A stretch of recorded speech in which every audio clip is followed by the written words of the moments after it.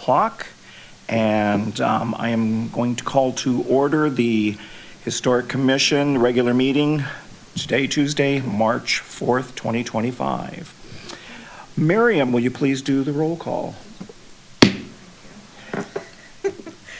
Dale Griffa. Here. Mitch Goff. Here. Alan Luckett. Here. Scott King. Here. Miriam Enterline. Here. Randall Hansen. Here. And Jeff Stephenson. Here. We have a full house. And welcome to Brian and Mackenzie. Item number 3, comments from the public. Brian, do we have anything that was sent in today? Do not. Very good, thank you. Minutes of the February 4th, 2025 regular meeting.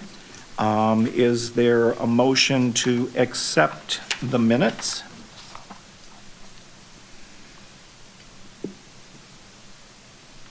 I'll move to accept the minutes.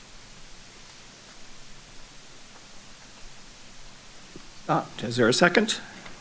I'll second. Any discussion? Okay. Hearing none, all those in favor of accepting the minutes of the February 4th, 2025 meeting, please say aye. Aye. Opposed? Hearing none, so moved. Moving on to new business. Oh, look at the right one. So discussion of the state and local historic preservation award nominations. Is this, Brian, you? Yes, yes, and I'll start off by apologizing for getting to this so late. Beginning next year, we certainly need to take this up earlier. So wanted to talk a little bit about the state awards that are available in the field of historic preservation and restoration, and then also the local award that the Historic Commission can issue kind of at its own determination and discretion. So there is a state award program, and we have submitted nominations, or we have nominated various projects in the past from Janesville for the statewide award. I'm trying to recall if we have been successful in that regard. I know that the Gray Goose building, if you can picture that, it's a former tobacco warehouse across the street from the Social Security building on Academy Street. That project, probably almost 10 years ago now, was submitted for an award, but I believe that was through the Wisconsin Association of Historic Preservation Commissions. I don't think that was through the Wisconsin Historical Society. But in any case, so the applications for the state programs are actually due next week already. So I don't know, the feasibility of trying to get anything in. If I can get the mouse to work. There we go. So just to provide you with some background information on this statewide award program, you can see kind of the base eligibility requirements at the top there.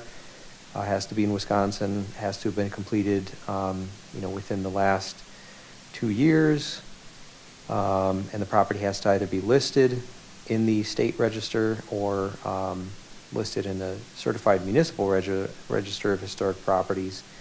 We don't have such a register, so it would have to either be listed or determined eligible for the state register. And you can see some of the more detailed eligibility requirements below and the criteria that are used by Wisconsin Historical Society in reviewing nominated projects. So as I understand it, there is one historic preservation award issued by the state on a statewide basis. So, obviously they're looking for something that exemplifies and satisfies the criteria that you see below in a very outstanding way, considering it's, one award for all of Wisconsin. There's a second type of, there we go, historic restoration award, same base eligibility requirements up at the top there. The Historic Restoration Award is split into 2 separate project classifications, based on their renovation or restoration work cost, with at a $1 million threshold above and below. So in this case, the state awards or issues 2 awards with those 2 thresholds in mind. Again, they're looking for something that's fairly outstanding, given that this is for the state as a whole.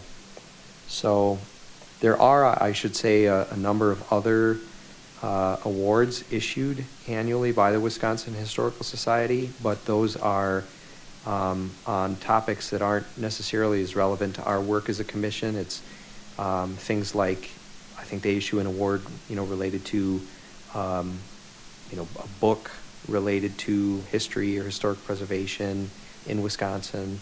I think they issue an award for, best exhibit related to history, presumably issued to a local historical society somewhere in the state. Various examples like that of things that aren't necessarily as germane to what we do. Wanted to run through if I can get to it. Oh, that's not good. There we go. So the due date is, like I said, next week, and I do apologize for that. The application requirements, there's an application form, and the form itself is actually fairly short. I think the Historic Preservation Award form is about a page. The Historic Restoration Award is, I think, a page and a half. I think I've got those correct. But then they're looking for some additional information in the form of a narrative description, some color photos, historic images, if those are available, documentation proving that it's eligible if it isn't already listed, and then any other documentation. So this isn't necessarily something that would require a great deal of effort to pull together. But again, we would, I think, want to look toward projects that are somewhat likely to be successful on a statewide basis, if there were desire by the commission to apply for one of these awards. And that contrasts with our local Historic Preservation Award, which can be issued by the commission at any time of year. Typically, I think most often, in the recent past, we've tried to time that to correspond with Historic Preservation Month in May. But the commission can, use whatever criteria it feels appropriate. It can be, multiple awards issued by the commission, or one, or none, if in a given year there aren't any that you want to issue an award for. That particular program is entirely up to the commission as far as how you'd like to proceed. So wanted to present you with these options, this information for tonight. And I guess with that, I'll turn it back over to you, Dale. I had a question for you. You mentioned, besides these 2, that there were some other awards. Are they all due at the same time? That's a good question. I would have to look to know. I suspect that they probably are, but I'm not certain. Because the reason why I was asking was that there is something that did come to mind. I think when you described exhibits, or I can't remember the exact verbiage you used on that, but I was thinking of the GM exhibit at the Rock County Historic Society. We were very fortunate to have a GM plant here, and I've heard wonderful things about the exhibit. And I don't know if that falls under that category, but that was the first thing when you mentioned it that came to my mind. Yeah, I'm not very familiar with that program myself, but I have to think that it would be eligible. Thoughts? What is that called?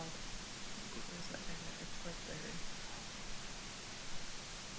the- I'd have to look it up. Okay. Yeah.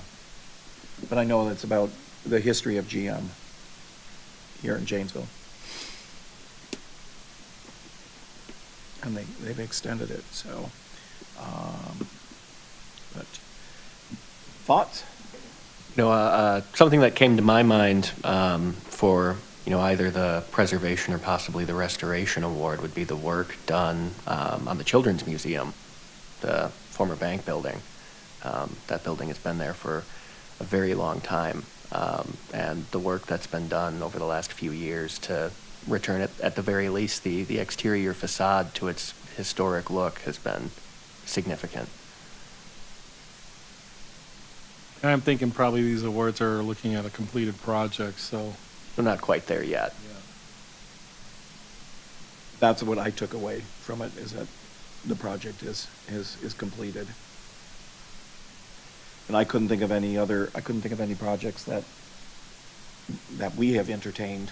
What about that house residence? I think it used to be the YWCA. Oh, the Lovejoy Manor. Is that what it is? Yeah, and I remember the homeowner at one point came here on the board or in the committee meeting, and he was redoing a sunroom or something. We approved it, whatever it was. It was a couple years ago, but I know that house is finished because I know it's for sale at this point. But I don't know if that would qualify. I don't know if it meets the timeline. Well, It means it's got to be it's finished within the last 2 years. 2 years. So I would say he would be good. Charlie Cooner, Yeah, I don't know the first name, but yeah, that's the one. Charles. That's the one. I mean, also, because that one's on the National Register, right? Too, I think. I believe that one's on Yes, the it is. National Register. Yes, yeah. And the fact that there's a little bit of history there of someone not following rules and stuccoing over things on the details, and them kind of bringing it, like removing all that and bringing it back. That's actually a really good idea. Yeah, he did a lot to it to bring it back.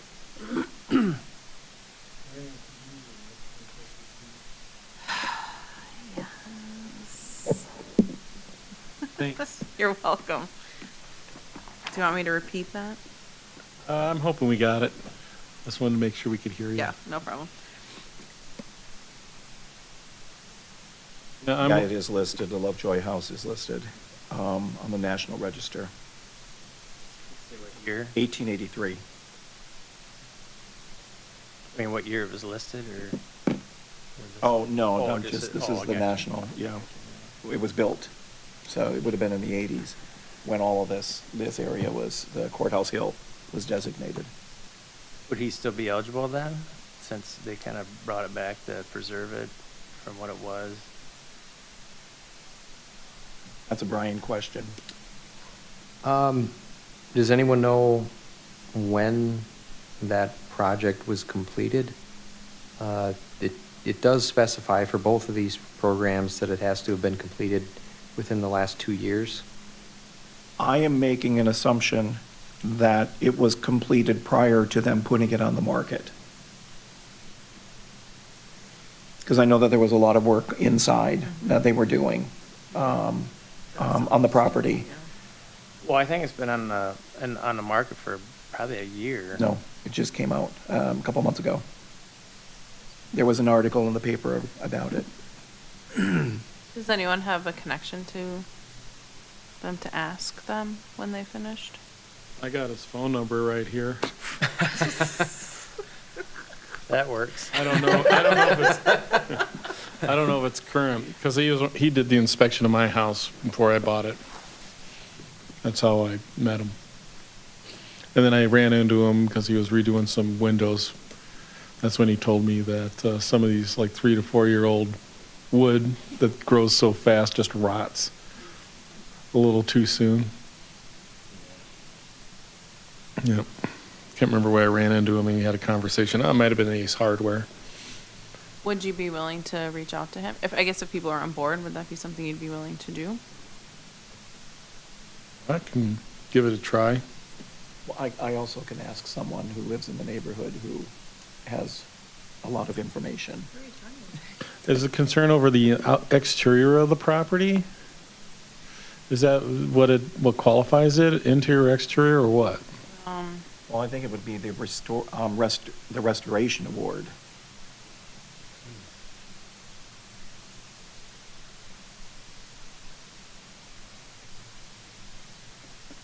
have to say it's both, just because when you're talking up, if your budget's $1 million or over $1 million, that's a lot of exterior.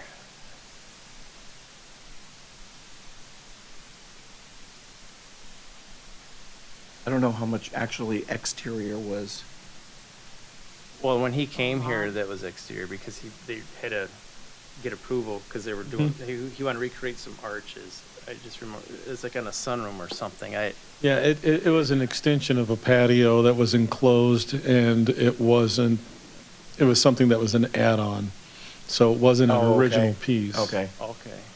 But That's the what I remember. exterior was the whole get up however many years ago, is that whoever had owned it stuccoed over the detailing, like the scaling and some of the original detailing of that.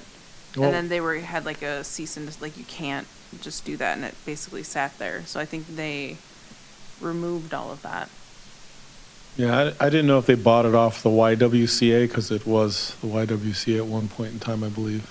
Yes. Yeah, and that was before this other person bought it and then stuccoed over. Okay. Yeah, from my understanding. It has a ballroom for the cotillions that take place here every year.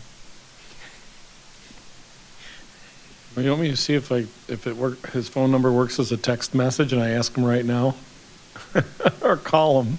I mean, Right now? I guess we should, do we need to Because, I mean, vote we on got a that, or, like, deadline, we got a deadline of what? It's Monday. So, Okay. I mean, the action has to happen now Well, or not. we could start there, because if not, maybe that's something we as a historic commission can do for our own personal too. Yeah, or we could do a recommendation pending upon the approval, or pending upon the acceptance of the owner if falls within timeline. Are there any other properties that anybody is aware of that would fall into this? Other than the church. Or the steeple that we, Oh, that, yeah. St. Patrick's. St. Patrick's. That was a big, Well, that's the commercial category, huh? Or, I don't know. religion is a commerce?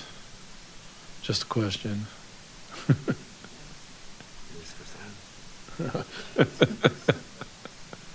Or We're talking theology here, people.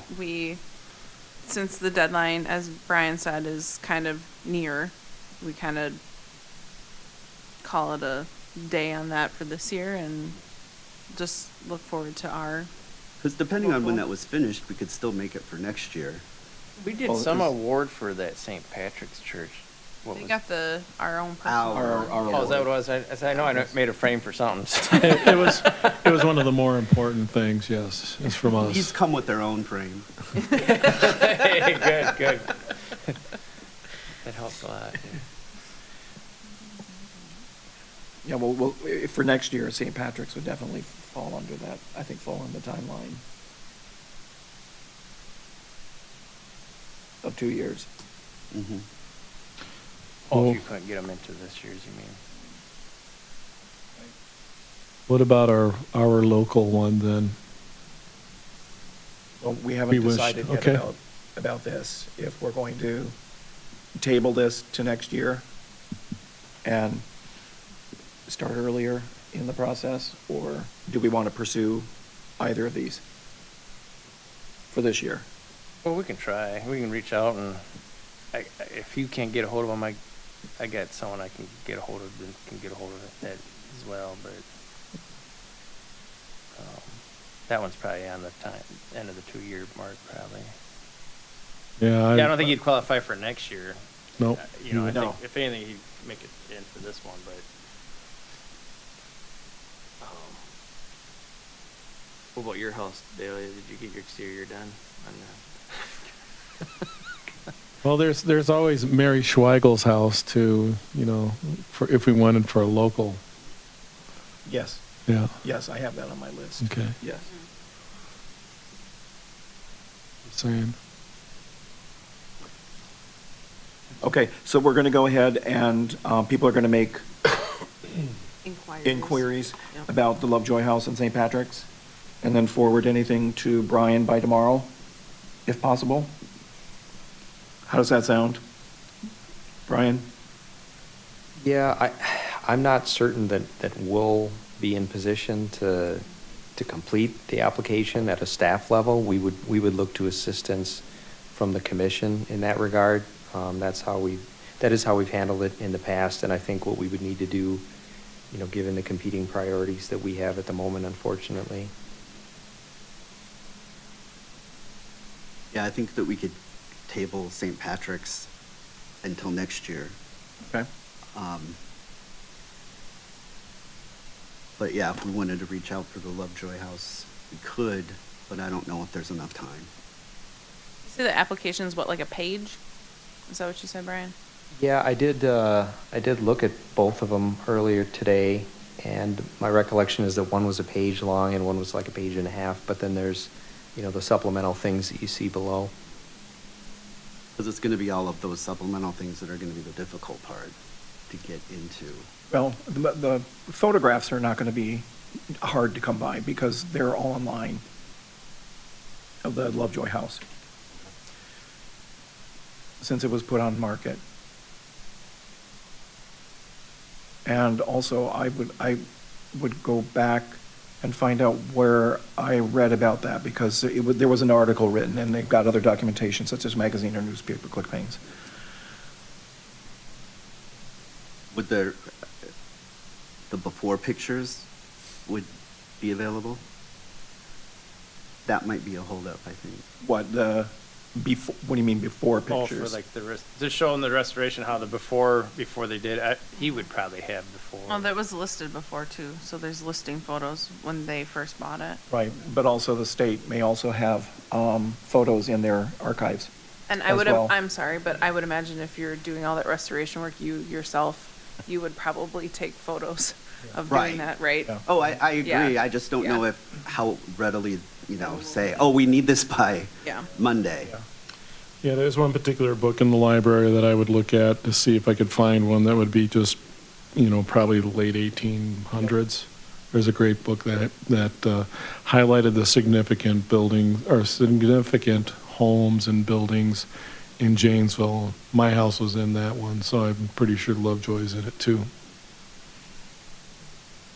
Well, I think that there are enough of us, Brian, that would be able to help you with this, and at least give it see what we can come up with. It may be a mood issue if the timing, of when they were done with the work, et cetera. We'll start there and then. Yes, we'll start there and see where it takes us. And I guess if we could, how would you like communication to be done? Because we're all sort of like, I've got some time tomorrow that I can do some research online and, start looking for some of these things.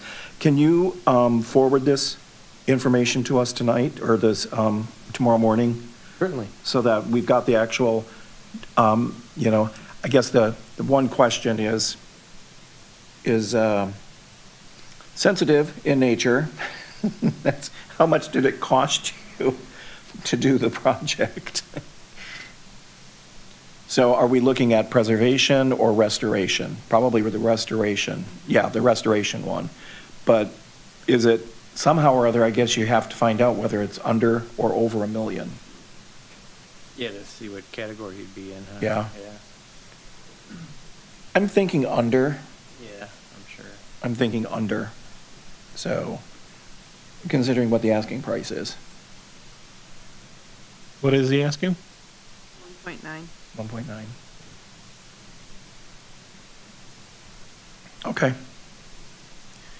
And were there any other, besides Mary's home, that we may want to add to the local list? Or be thinking about? Which one's Mary's house? Where's that one? In, look west, Northwest. look west district, You could always ask Brian what the address is. yes. I wanted to say I do appreciate that very much.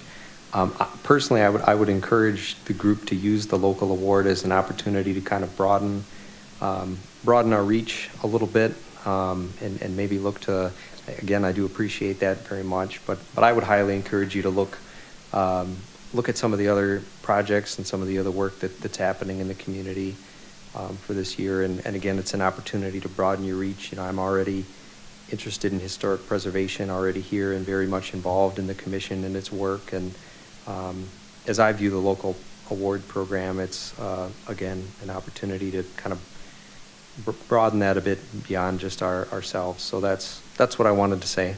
And I just would like to add, though, that this suggestion, this nomination came from a community member, from somebody in Janesville.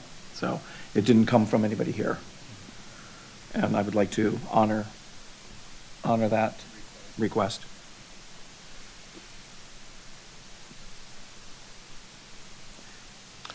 Yeah, the only other thing I can think of that's like significant would be like the Monterey Hotel, but that's still kind of in the works, it seems. I mean, the whole downstairs first floor has not been finished, so. And I think that there are other projects that are coming up, like the Feuerdahl building. I don't know if that's not, they've got the 24 apartments that they're going to be doing on the second and third floors. Oh. Or 12 apartments, Yep. Yeah, on Court and Main? Yes. Okay. Yeah. So, I mean, I know that there are projects coming down the road for us, but I don't know of anything else, like, currently that we want to be able to address for May, if that's the date that, we're going to look at wanting to make the presentations, which makes sense. Could we piggyback on what we already did with the schools? Or is that too much?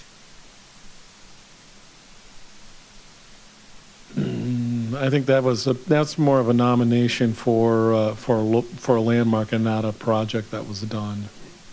So our local one is for an actual project. Yeah, I think so. Some kind of preservation related thing.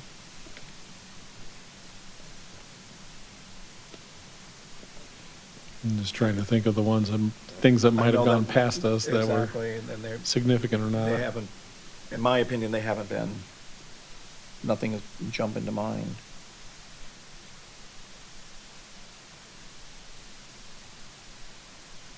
And I think, is there a way, Brian, for us to be able to put out an all-call to the city? Because we don't necessarily know what's going on in the other historic districts. And there very well could be, Columbus Circle or Prospect Park or somewhere else that, somebody has been doing the work that has not had to go through us, that they would like to nominate. And if there was a way that we could do that, I think that would get the community involved. So the nominations are all internal currently for ours? Yep. Yeah. There's no outward application? No, but Because- I would be happy to approach the manager's office on opportunities to do that. Personally, I think it's a great idea and be happy to talk to him about it. Yeah, I'm sure Amanda would do it in a heartbeat. I don't think there would be a problem with it. Yeah, the weekly newsletter to have on there. Great. Okay. Any other discussion regarding the state and local historic preservation award nominations? I guess I got one quick question. So like as far as for this restoration award, like it's basically the main structure of the house. Like if you did an addition to it and made it to match the historical part of the house, would that count?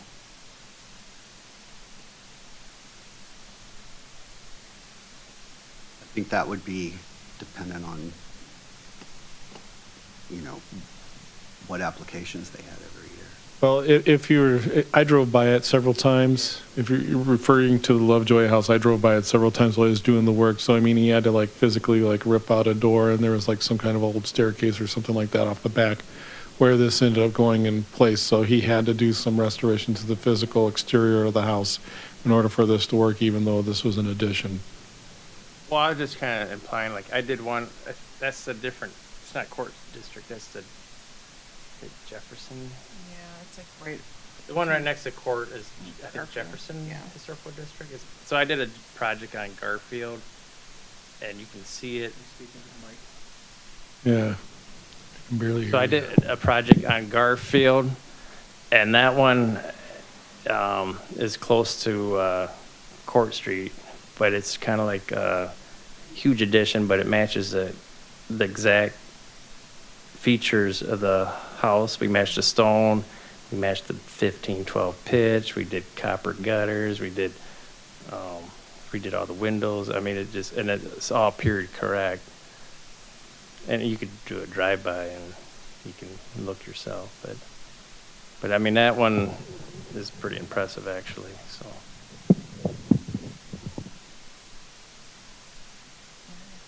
That'd be under the $1 million.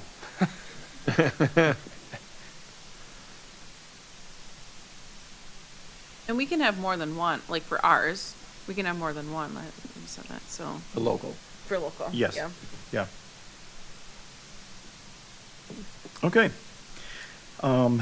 Any other? Does that mean Comments? are we going to take any action on anything related to the state ward or no? I thought we were going to find out whether or not that 2 years. the 2-year Okay. And the deadline is what, Monday? Monday. So we probably should say, make some kind of a motion on this thing as a contingent too, right? Or no? Like we're all in agreement to submit an application in favor of the Lovejoy House contingent upon the work being done within the 2-year period. Is there a second? I'll second. Any other discussion? Hearing none, all in favor, please say aye. Aye. Aye. Opposed? So moved. We'll give Thank it you, the Alan. old college try. Yes. So, once I think if we can communicate with each other, or well, I don't know how we do that. I guess just let Brian know as soon as possible. You know, ideally, it would be great if we could have a decision one way or the other by Thursday. Well, I'd probably try to call him tonight just to see Yeah. if, where it's at and if it's even feasible. Okay. Because, I mean, from him, we're going to need all those, images and information, and we'll need to provide it to him. So hopefully we can get like an email address from him, and then I can forward it to maybe both of you, and then if you want to reach out to him and Okay. carry it further, we can do it that way. All right. As long as this phone is still his phone number. Let me know what your outcome is, Okay. and then I will pursue my contact. Okay. Okay. All right. Under new business number 2, discussion of informational materials that are distributed to the new historic commission members. So those of you will make note if you didn't bring your binder with you in the minutes. Okay, so, I have 2, does anyone want to share? well, you have 2. I do. Very good. Mm-hmm. So hopefully, everybody had a chance to go through the binder. I made a phone call to the State Historical Society and spoke with Jason Tisch, who is responsible for putting all of this together. And in this current iteration, they don't use this anymore. They stopped using this format 5 years ago. And so what they do use and are trying to get most of the historic commissions in the state to use is the CGL manual. And it is currently being updated right now as we speak for 2025. CGL or CLG? CLG, sorry, I have CLG here, yes. CLG. Certified Local Government. Local government manual is being updated, and he said that he would forward me a link to that when it's available. And Brian, I'll share that with you. So I don't know how we can go one of two ways on this, you know? I mean, I think that there's amazing historical information in this binder, but there's also a lot of information that's in here that doesn't really apply to what we do, and on a monthly basis and day-to-day basis. And so, you know, my thinking was that we could go almost with two documents. You know, one that you've got the historical stuff, which, the history that is in here about how the Historic Commission came together and all of that, that's really critical to have that information. But just what do we want to have working, you know, for when you're a member of this commission. So many of the documents that are currently in the binder that I've been given, there have been so many updates, but unfortunately, I don't have those updates in here. And almost everything now is being put online, is available online. So, and as a side note, Jason also does training for historic commissions, and he offered his services that if at any point we want him to come down and give us some training on this work, he would be more than happy to do that. They're trying to really reach out to more of the you get that right, the CLGs here in the state.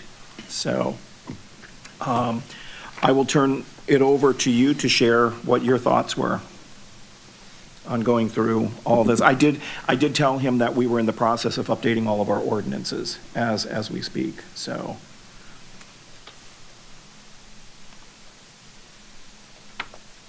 Thank you. You want to go first? I have no thoughts on it. Okay, I brought the binder, I didn't go through it. okay. I guess, you know, I have not only the binder, but I have several other things, and I'm not really clear where I got these from or whether they were something that was given out to me when I came on the board, because I do kind of collect all kinds of stuff when it comes to history, and maybe Brian would have a clearer idea on it. I have a document here called the Downtown Design Guide. Yeah, these I brought up at all three of these. I don't think you were here for that meeting. Okay. When I talked about these particular documents, whether they've been updated or not. Yeah, that's Also with the walking tour guidebooks as well. So, and I felt that fell into that, these fall into that category and not, I'm holding them up in case the people at home will see it or help us with our agenda items. Yes. So yeah, the Downtown Design Guide, City of Janesville, prepared by the Janesville Historic Commission, May 2010. So it's this one, Brian, over here, see? Yep. All right, and then the other one was the Guidelines for Residential Rehabilitation in Janesville Historic District, Caring for Homes, and I'm trying to determine I think that's mostly 1987. That's from the And, yeah. National it's- Park Service. It's pretty slick. You know, it's got examples of what Queen Anne would look like and so forth, and trim and all that jazz. Yeah, the only other thing I got here also Downtown Design Guidelines Manual. I don't know if anybody's seen this one. Prepared in 2000 by the Historic Commission. I got 2010 version. Yeah, I got the 2010. So this is an older version Yeah, of that that? is. Yeah. All right. Yeah. And then, yeah, because this one has more just pictures of things. And then on top of that, I got a City of the Rock River chapters in Janesville's history, Janesville Historic Commission, and it's a big, thick binder of history right here. So, and that was prepared in 1998. So, those are the documents I have that kind of go on top of our binder as well, you know, and I'm not sure if all these documents, or most of them, at least the current ones, have been, you know, digitized, or if there is some kind of a Word document out there that can be turned into a PDF for it. Because I've done a manual before, like creating a manual, back in the late 90s. We did it all in Word, and so I still had the hard drive so I could actually turn it into a PDF, but I can't find the manufacturer of the product, but I got it. So if you know anybody who needs a grain roaster manual, I have one. We had created one. So it's a Jim grain roaster. So any farmers out there watching the show, get in touch with me. Anything else? No. Okay. Miriam, did you have anything? I'm curious, so, excuse me. I'm curious to see what they're currently using. Like, I wish we had I know, yes. what we, you know, I to kind of I know I compare. wanted to do that. Yeah. That was the unfortunate thing that sort of like came out of the conversation. It was like, and I have looked at it. I have looked at it before because it is available online through the Wisconsin Historic Society. You look up the CLG manual. And and I could tell because when you go through, the format is sort of the same, but obviously the language has been up, I mean, a lot of things have been updated to make it more current. So, so I won't go on, like I said, I will probably have those links tomorrow morning and I will forward them to Brian, so that we can then take a look at it. I guess one of the things that I had asked was, were there things that you definitely wanted to make sure we keep? Because I know this is a huge compendium of a lot of information. We've got national, we have state, and we have local all in here. And so a lot of what is in this manual as far as local goes is just how do we as a commission operate? With the minutes, the agendas, who's on the board, what are the ordinances, all of that. And so I feel as though I feel comfortable that we're pretty much up to date on a lot of that information. One of the things that he did relay to me was that I wanted to see what the list of state and national register of historic places and properties. This, in mine, it's 2019, where you can search the collection. And the only change that was made, and I did confirm this, was that when you do the refine by resource type, buildings, there are 3 buildings that have been added. And they have already gone ahead and put the 3 elementary schools in that list. So, even though it hasn't been finalized, but the state has put them into this database. So, because I was curious as to what 3 buildings have been added, because everything else was exactly the same from 2019. So, going down from here, comments, thoughts, impressions?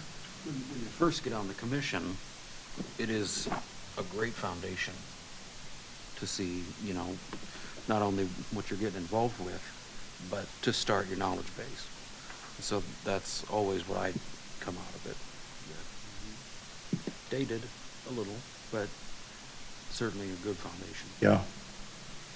And I would agree that for folks coming onto the commission, it offers a lot of context and a lot of necessary resources and assistance in understanding the breadth of the commission's work and all the mechanisms that we use and cannot use to make things happen or beget change or preservation or restoration.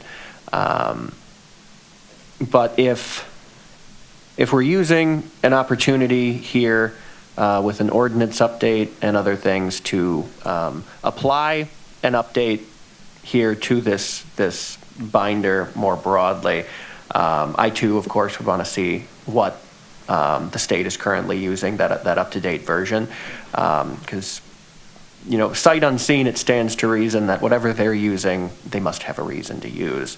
So if whatever they're using is probably the best thing to use, of course, that's no reason not to review it and ensure that it is, in fact, the best thing to use. So I would like to take a view at that under the understanding that it's probably the ideal to simply hop over to whatever the state is using, and use them sort of as the barometer of where we should be. That being said, I know there was a lot of comment about digitization and what's available and not available online, and it leaves a lot of this stuff in kind of an interesting gray area, a middle ground. You can find a good deal of it online, but not quite all of it online. And some places to find this information can be a little interesting, and it's something, there's something to be said about the value of being able to hyperlink to things that are resources online, and you can't hyperlink on a printed out piece of paper. So, you know, pie in the sky dream, it would be great to see all of this become a USB drive. I would love to see whatever update comes to this reorganizes it into a thumb drive or something similar rather than a binder, because it's heavy, it's cumbersome, it provides a lot of information, but it's dated now, and paper dates very easily, and it's difficult to update. So that would be my thought there, is if we could use this opportunity to modernize, why not? And if we could use this opportunity to digitize, why not? I agree with you on that, and I keep coming back to Madison, Georgia. Their manual is all available online with all the hyperlinks in it. It has a lot of the same information that we have in ours as well. And you know, my fear is, or my, you know what, I guess my overriding thing is I want to make sure that we are doing everything. We have available to us all of the most current information, up to date, whether it's state statutes, whatever, you know, local, that in order for us to be able to do our job as commissioners, and having access to that, and not knowing what, you know, certain things that, you know, there are things in here that I don't know if they've been updated or not. You know, there's underneath the section of the Courthouse Hill Overlay District, there are revised ordinances from 1990. And so I don't know, you know, I mean, these are questions that I have that I don't know if we're still under these ordinances, or not. And the map that's in here, I wish was a little clearer, and I know I need to use the one that's online to see what the outline here of that. You know, And in that area, just to kind of, sorry to cut you off, but in the exhibit A under like Courthouse Hill, there's a column that says CONT period. Does that mean contributing? Yes, So we do have properties that are I non-contributing? noticed, yes, that I went through, there was some. Because I know that, yeah, there was concern over a property that was going to tore down a chimney that was on Van Buren, and there's There- one thing that says, but it's a ranch that's non-contributing, but it's 505. It's not in that area where we ended up approving it. So, yeah, when somebody said it's non-contributing, they were incorrect, but supposedly? Yeah, because Miriam and I did a COA, and during the conversation with the owner, there was work that was going to be done on the garage, which I believe was a carriage house at one point, and they were told that it was not, It wasn't contributing. it was not contributing. So, and I'm glad that you brought that up, because because there really is no definition that I found. What does that mean, Brian, that it's not contributing?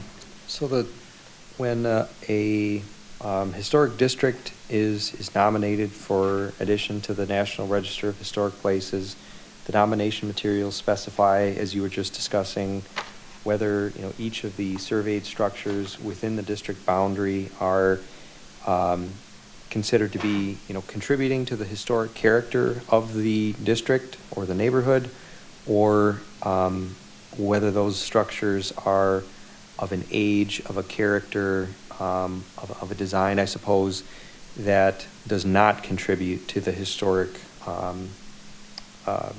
character of the district or the neighborhood. So there, you've probably heard that there's kind of a 50-year cutoff, if you will, to where a property has to be, or a building has to be at least 50 years old in order to be generally considered eligible for the National Register of Historic Places.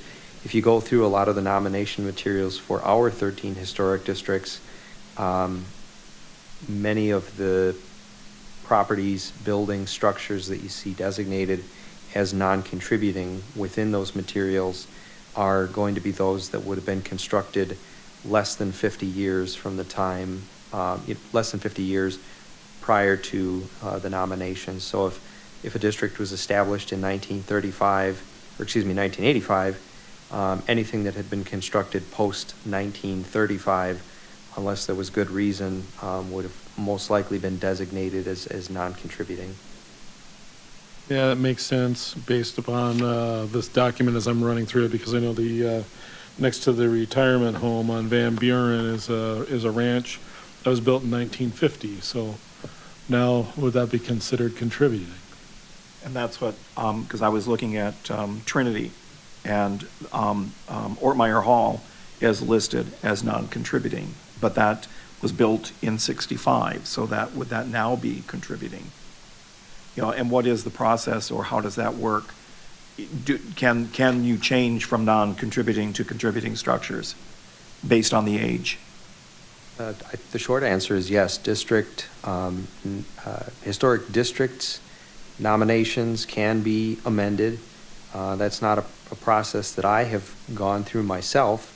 There's a cost to that, obviously, but we were, I can share with the commission on the topic of the Minuteman Press building on West Milwaukee Street here, during the time that project was ongoing, city staff expended a fairly decent amount of time working with that property owner, to the point that we had a discussion with staff from Wisconsin Historical Society, both staff who work on the tax credit program and staff who work on the National Register nomination program, about, the potential to switch that property's designation from non-contributing to contributing to the West Milwaukee Street Historic District in order to make that eligible for historic tax credits, principally. That didn't come to pass for lots of different reasons, but yes, it is possible to modify a district to redesignate properties from non-contributing to contributing. I think that it's also possible to amend district boundaries, to either remove properties that have been perhaps demolished or altered, in a way that damages their historic character, or to add additional properties that have since gained, historic status.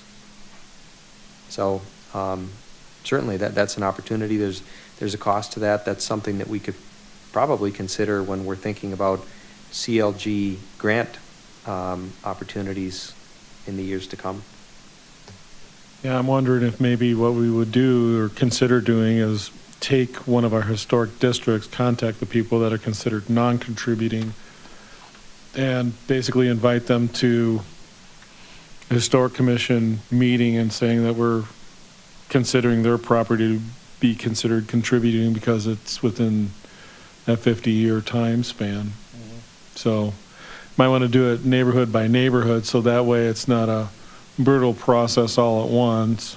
Or we attack the big one, Courthouse Hill, because there's only a handful of places, and I know one property I was looking at here, and it's like, why isn't that one in there? And it's right at the buffer of time. If you go by 1989 up here, really 1988, it would have been 50 years old. So I don't know how, if this was just another printout, but nothing was changed, but you got a ranch here and you got a colonial revival here. 1975 to be 50 years, not 1989. Yeah, well, I'm saying the top of this document says 1989, and there's listed non-contributing. Okay. So I don't know, are they just automatically contributing as soon as they turn the date? Yeah. Yeah. I guess that's what I was wondering, because with Ortmeyer Hall in particular, that was built in 1965. And I know that it's on the National Register, but that particular building is listed as non-contributing. But it would now fall into that category, so. I mean, here's also a bungalow from 1935 that's not considered contributing on Harrison. I don't know what dictated that, you know?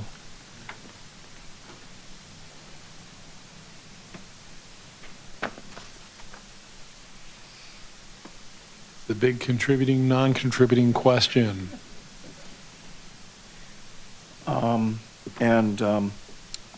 So the tax credit section, just for that you've been aware, has been updated.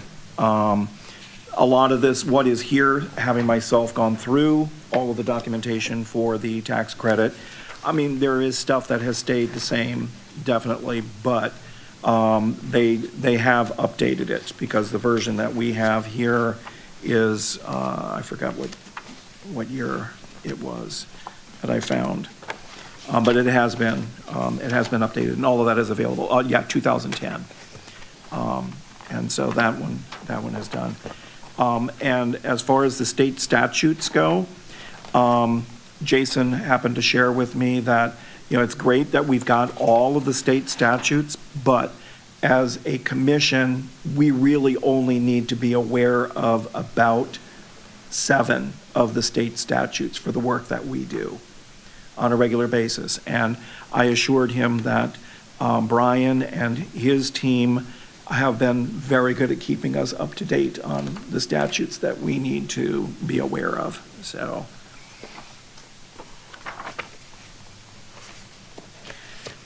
And I just had another question for you, Brian, and this, underneath the section of forms, there is a programmatic agreement for specified Department of Housing and Urban Development Programs and State of Wisconsin housing programs administered by the city of Janesville. If that has ever been updated, it's from 1994. And because there's some interesting, in here, the rehabilitation work that does not require review, et cetera, et cetera. There are things in here, so I don't expect an answer right now, but unless you have that information, you have. I'm sure it's in my binder somewhere, but Yeah. I can show everybody, this is the amount of information that we used to hand out to Historic Commission members. So the binders that you received today, as out of date as certain elements might be, are still quite a bit less than we used to give everyone. So I'm sure the information you're describing is in here somewhere. Yeah. But I can tell you that relates to the determination of adverse effect reviews that come before the commission from time to time. Okay. So, for example, our housing division may acquire a vacant lot or acquire a residential property in, the 4th Ward or the Look West neighborhoods. And if, for example, the, home on that property has deteriorated beyond repair, it may be demolished, and then the housing division has several nonprofit partners, most recently the Wisconsin Partnership for Housing Development, that will take ownership of the lot and then construct a new home on the property. And then given that that whole process involves the application of some federal funds, there's a requirement, given that these activities occur within established historic districts, for the Historic Commission to weigh in and make a determination as to whether or not the project would have an adverse effect on the surrounding neighborhood and the historic district. And so the programmatic agreement that you're referring to, I'm certain is in reference to those reviews, the reviews of those projects. So I'm presuming here a little bit, but that it probably identifies the types of work or the scopes of work that would be subject to Historic Commission review versus not, if that sounds correct.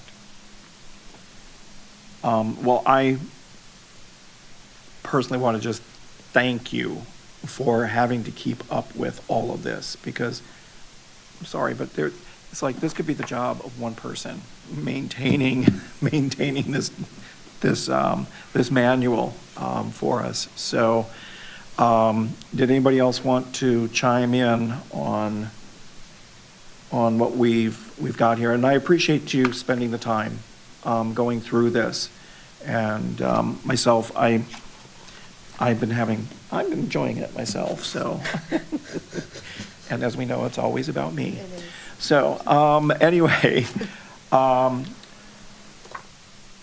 what I take away is that I think we want to make a comparison with the current CGL manual.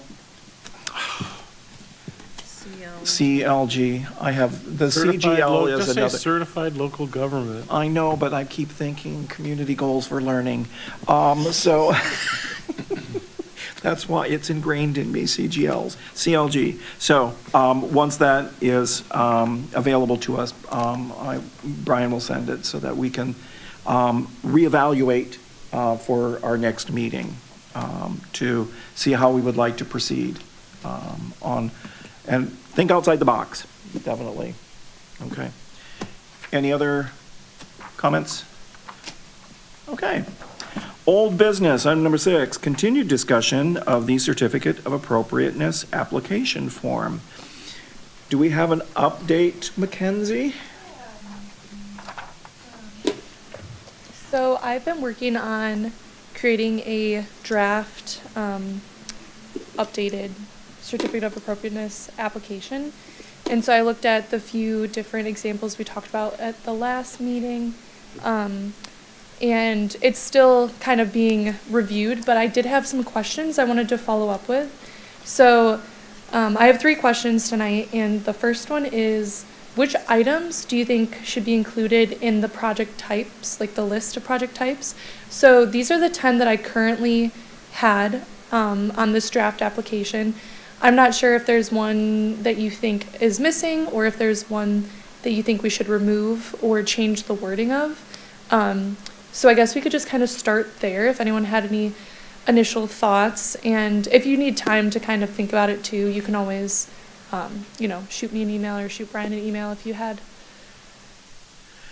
I'm the only one that comes to mind is number 7, sidewalk or paving. Okay. So I don't know where that actually, as a resident, I honestly don't know where that falls. Like, who is responsible for that? Because, I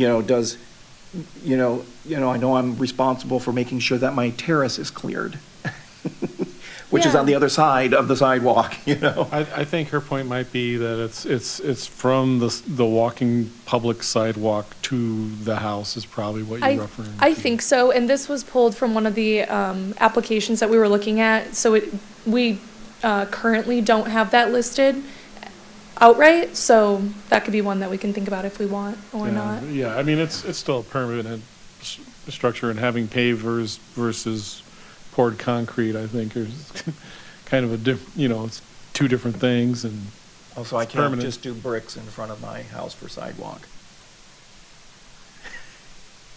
No. Why were you gonna do something without permission? So, no, I didn't know where that fell, and, if that actually is something that falls to us, or if that's more of a city. Yeah, I guess that's a question too, and I don't know, Brian, if you are familiar with Yeah. this particular item. Yeah, so sidewalk, that is the public sidewalk within the public right-of-way, is the financial responsibility of the adjoining or abutting property owner, when it comes time to maintain or replace certain sidewalk segments if they've been damaged or, lifted by tree roots, for example. In terms of the COA reviews, I would say historically what the commission has seen versus not seen when it comes to flat work is that the replacement of a walkway, leading from the public walk up to a home, that type of thing, driveway replacements have not historically been reviewed by the commission.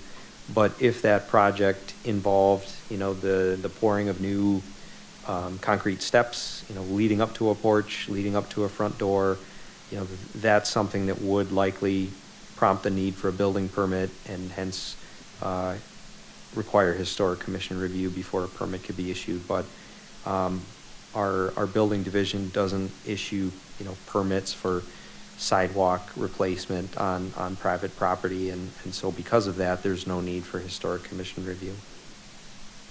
And there's nothing listed for outbuildings on this either, also. Yeah, so that could be one that we could add that one.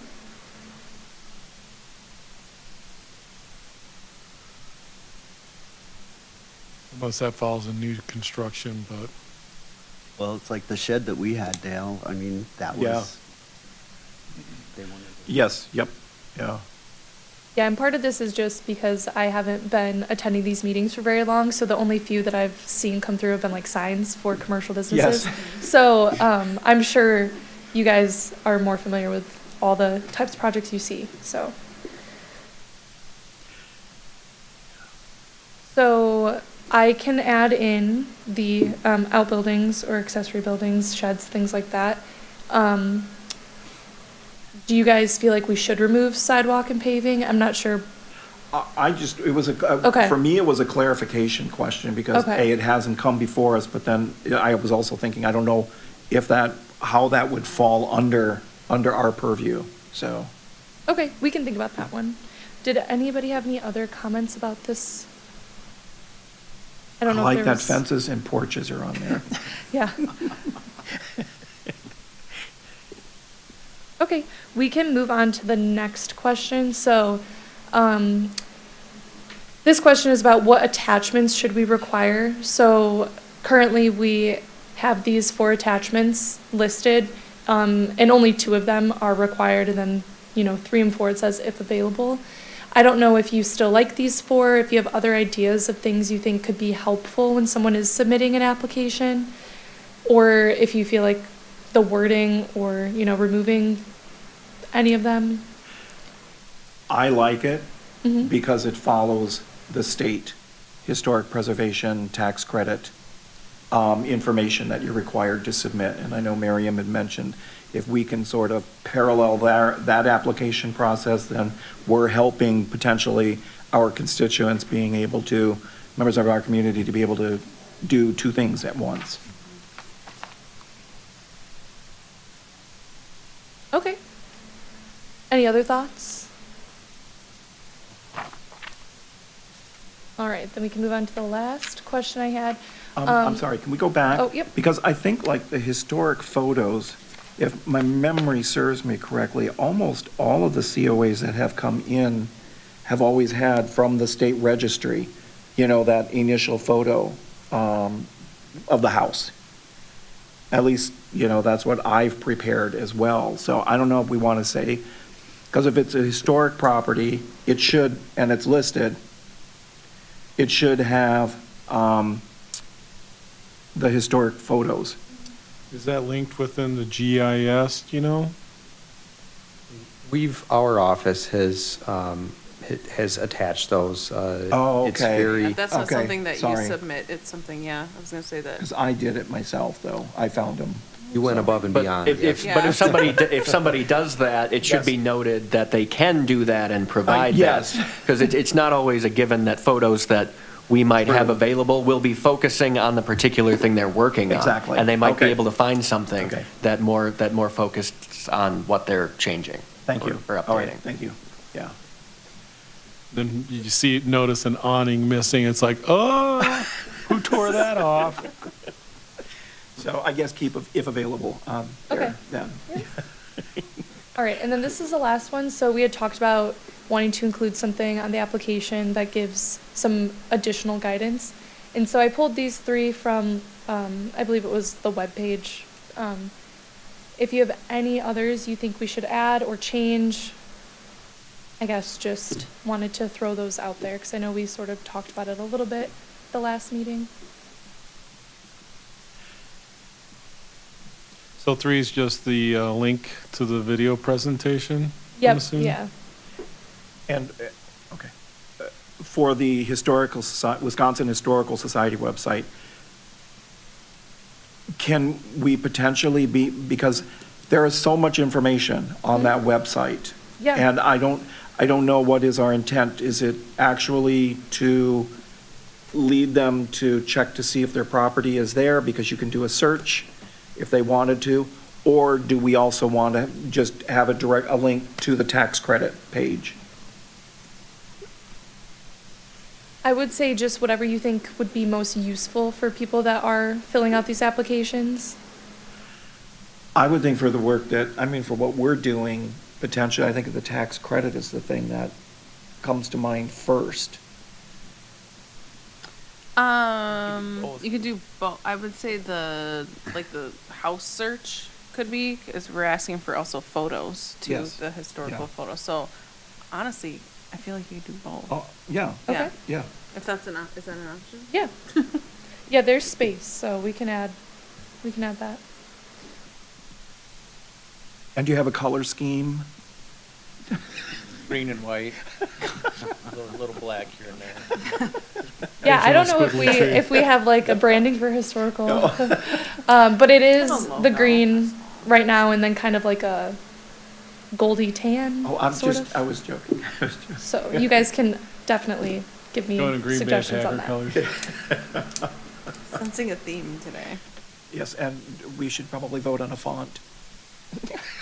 No. Comic Sans. Yeah. Papyrus or whatever. Great. It is, yeah. So I guess my last question is just if you had any comments or things related to the application outside of these 3 questions that have come up. Just excited to see what you Yeah. come up with. Okay. Yeah. Great. Thank you. Yep. Thank you for waiting around. Any other discussion about COAs? Hearing none. Item number 7, Historic Commission announcements. Announcements are limited to member activities, memorials, and non-political community events. Discussion of matters related to governmental business is prohibited. Do we have any announcements? There's lots of stuff happening at Echo in the next month or two. Next Tuesday, if you go to new Raising Canes, is that what Yes, it's called? it is. From 4 to 8 p.m. Mention that you're there to get food and support Echo, and 15% of the gross sales will go to us or the organization. Not Not to the us, commission? to Echo Inc. And then there's a fundraiser. We can talk about fundraisers, right?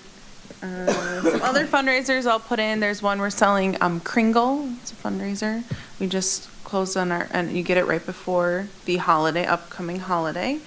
And some other fun events. So I will put those in the meeting notes.